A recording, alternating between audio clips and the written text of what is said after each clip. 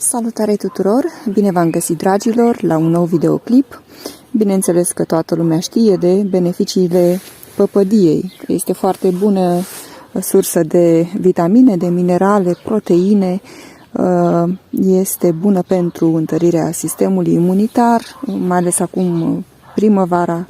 Și de asemenea este bună și pentru anumite probleme cu ficatul, cu stomacul chiar, și se poate folosi în mai multe scopuri, nu doar pentru întărirea sistemului imunitar, dar și pentru anumite boli. Eu am făcut aici un sirop de păpădie.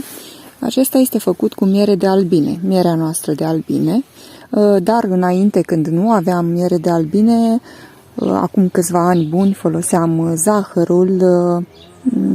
Maria Treben, pentru cine a auzit, știe, în cartea ei este acolo o rețetă cu flori de păpădie și zahăr. Eu așa am folosit când nu aveam miere, dar acum, pentru că avem câțiva stupi de albine, folosim mierea din propria cultură.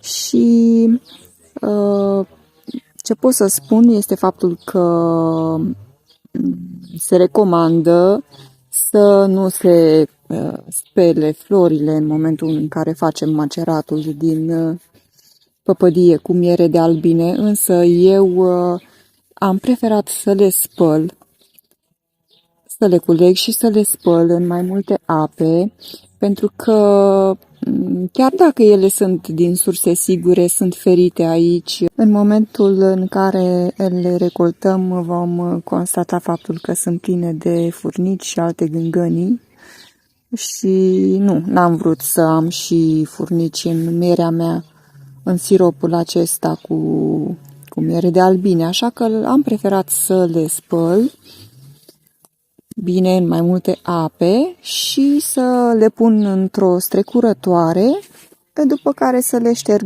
bine cu șervețele de bucătărie de mai multe ori, astfel încât să elimin apa. După care am pus așa câte un strat miere de albine, un strat de flori, apoi iar miere de albine, iar un strat de flori, până am umplut borcanul. Mierea noastră fiind mai solidă, mi-a fost foarte greu să torn mierea în borcane, chiar dacă am încălzit-o un pic, o putem încălzi, dar nu prea mult, pentru că la temperaturi foarte ridicate ea își pierde din proprietăți și mai mult decât atât, dacă supunem mierea de albine la temperaturi foarte ridicate, am înțeles că devine și toxică.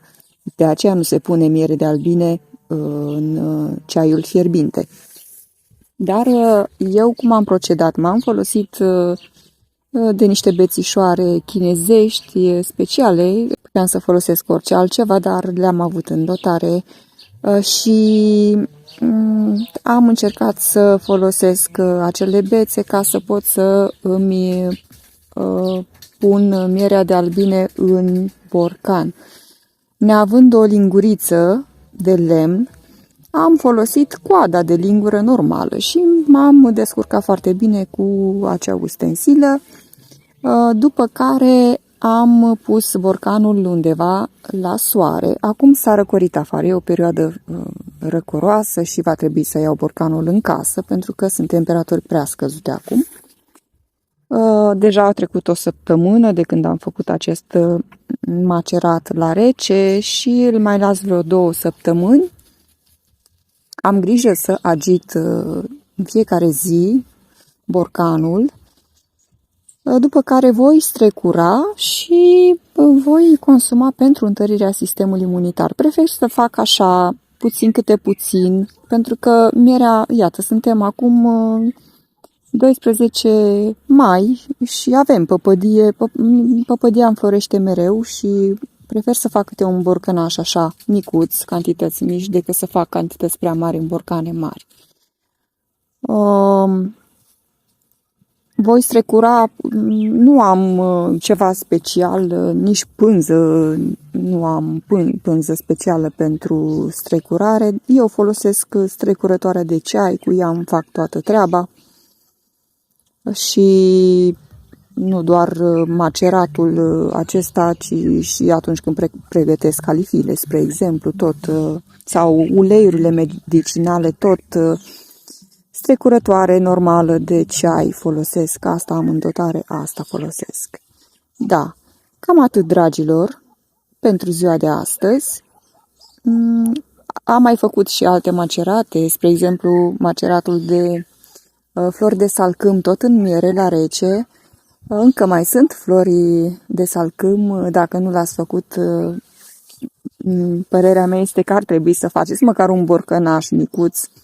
Se poate face și cu zahăr, bineînțeles, pentru cei care nu au posibilitate să cumpere sau nu au pur și simplu, n-au încredere, eu știu, poate că n-au încredere în mierea din supermarket, deși sunt foarte mulți apicultori, acum se pot găsi diverse surse de miere, dar dacă nu avem, bineînțeles, miere, putem să apelăm până la urmă și la zahăr, deși, bineînțeles că mierea este mult mai sănătoasă decât zahărul, dar, în cel mai rău caz, se poate folosi și zahărul pentru prepararea siropurilor. Acestea fiind spuse, mulțumesc mult pentru atenție, vă mai aștept cu drag și la următoarele videoclipuri.